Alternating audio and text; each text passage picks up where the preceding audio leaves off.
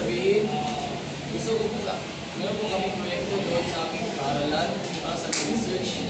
Ano naman ako?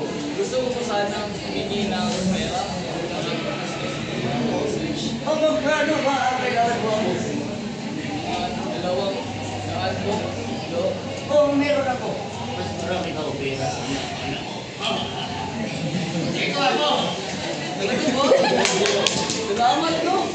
Hindi mo nakasya mo ha! Idol ko po talaga yung talo. Maalam ako!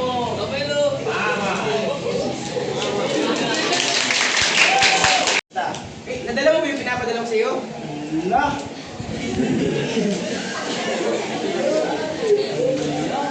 Wala, nakalimutan ko kaibigan. Pinabayaran mo sa akin. Sa susunod na lang. Sige lang. Basta sa susunod, huwag mong kalilimutan ha. Sige, maumani.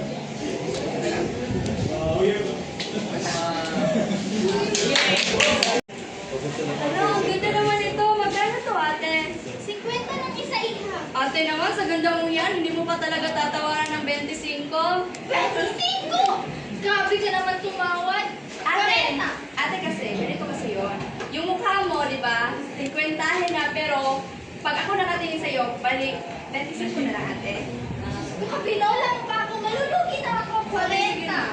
Estudyante ako, ate. Wala akong pera. Baka naman. Maganda kasi talaga, ate. Ipopromote ko sa mga classmate ko. Promise. Iha, kung gusto mong bumili, huwag ka nang tumawad ng masyadong malaki. Buti na nagigitain kung 40 lang talaga.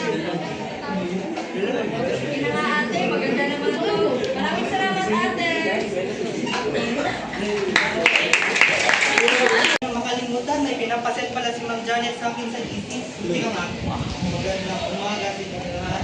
Meron na palang ipinapagawa si Ma'am Janet sa GC. Ano na naman ito sila ni Jonard? Assignment na naman sa pambisang komunikasyon. Ito talaga si Ma'am.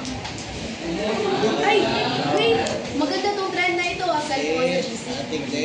Guys, gawin natin ito bukas. Napakaganda o post natin sa TikTok. Ano naman ito? Trend na naman, di pa nga tapos yung pinapagawa ni Ma'am Janet eh.